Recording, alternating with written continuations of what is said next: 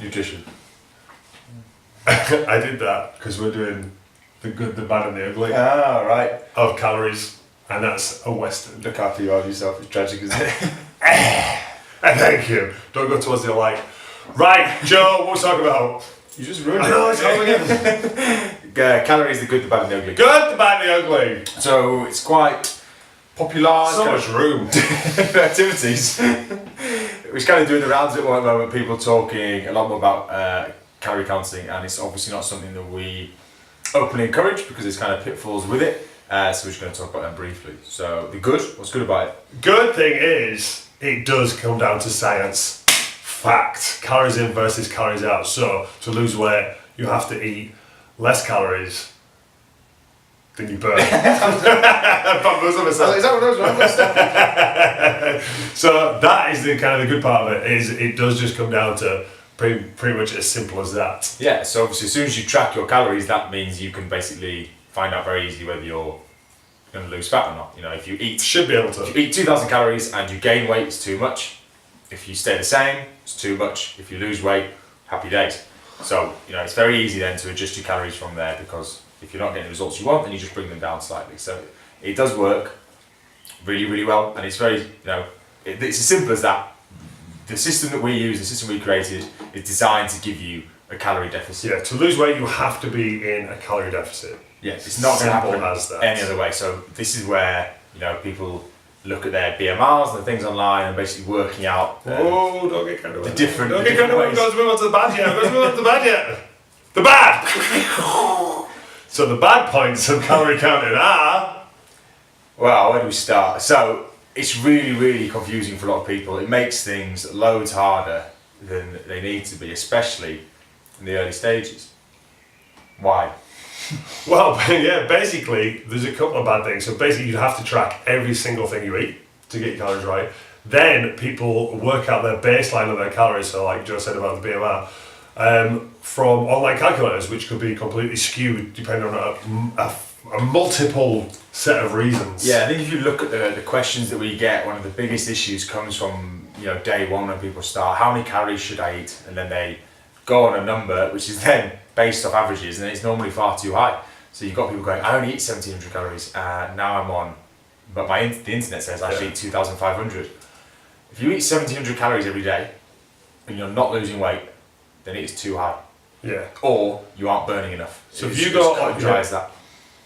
If you go to an online calculator You talking over me? and it says you should be eating 2,500 calories, but you've been consistently eating 1,700 calories for the last year, then your body is going to slow down to get used to that intake of calories. So it kind of goes into like a little survival mode where everything will slow down until, you know, your output matches your input. That makes sense? Yes. Makes sense to you? Yes. Good, hopefully it makes sense to everyone else. So if you're all having, your body's just great at surviving, that's all it wants to do. It wants to survive and reproduce, survive, reproduce. That's it, that's its whole function. So if you're having very little food, your body will try and slow down. Oh, you bend over. It'll slow down to get used to that so you can survive for a longer period. Yeah. So first issue, so first issue then is that skip over.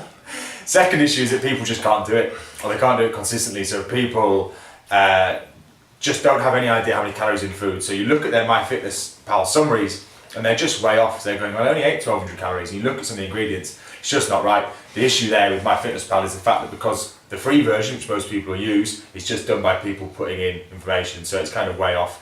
People aren't sure whether they're using cooked weights or dry weights, or they're guessing meals. It's not really conducive to real life. And if someone gives you a meal, you can't then go, how many grams of this in it, how many grams of that in it? So you then end up kind of guessing. And people often don't do it 7 days a week. Is they do 6 days when everything's being good. When, you know, the shit hits the fan, they don't really want to tack it all up. So, well, I'm pretty much on 1,500 calories. If you have a day that's 2,000, then you're not, so you're on 1,600. Yeah. And that's easily the difference. There's lots of studies where people kind of miscalculate their calories and massively underestimate their calories. By we're not talking like 50 to 100, we're talking hundreds to that, like not hundreds of thousands, but hundreds to thousands. Hundreds of thousands of calories. People just don't know what's in food, especially, you know, people like to go out to eat. Are you a person who likes to go out and eat? Yes. Yes. 100% yes. And that is most of our demographic. they like to drink, they like to have these breaks off plan. If you can factor those in, then that's fine. But that kind of leads on to one of the later points. The ugly. People factoring in crap food. Oh, very good. Thank you. You're welcome. Yes, another temptation is if you have 2,000 calories, we're going to get hit by a giraffe. He's got more personality than Joe. Is his toy? I've been chewing on it. Can tell by my teeth. If you've got 2,500 calories to play with, then this is kind of when we do get messages like this. Well, I only had this biscuit because it's got 40 calories in, as opposed to eating a chicken breast, which has got 250 calories in. So, Give or take. man. Yeah, so you basically kind of compromising the good foods that you can have to getting some shit foods, which for the health benefit is no good. Which is fine on occasion, but the problem is, are you in the position you're in now because you've had one biscuit on a Thursday? Who eats one biscuit? Not even a little mouse on a wheel would only eat one biscuit. No one in my family has ever eaten one biscuit. I can safely say that. Unless there was only one left. And then herein lies the problem, is that people want a system that allows small amounts of food they enjoy, but they're often in their start position because they are unable to moderate intake of food. And often these foods, because of their satiating impact, they're not, because it's kind of high carb, high sugar, low fibre. So if you have a couple of biscuits, it's going to rise your blood sugar, it's going to come back down, you're going to be hungry again. These foods are on plan, so you're going to go for them again. And this just kind of as cut and dry as that, really. So this is why we try to encourage people to make kind of whole food choices and to break bad habits. And that's it again. So, with our approach, we are looking at kind of calorie controlling, but more through food choices as opposed to measuring numbers. Eventually it will come down to that point where you will have to track calories and shave off a couple of hundred here and there. But for the main part, for most people, if you sort out that food quality, if you cut out those biscuits and add in vegetables, lean proteins, etc., they're going to be much fuller and less likely to go for the shit. Yeah, so it's fine if you want to have those little blips and you don't need to be counting all the time. And if you want to take that approach, that's fine. And we can work with people on that. But it's not people want the easiest. People want the easiest route. No one comes in and says, "I'd like a plan that's as complex as possible." There's not a lot more complex than counting your calories, because it's just like James says, weighing everything. So for most people, it's not needed. Yeah. Why make things harder than you need to? Why make it more difficult for you? It's already kind of hard enough as it is without having to weigh everything you eat. Yeah, that's it. Shambles. Let's hit the saloon. Ding! Euphemism? Bangkok.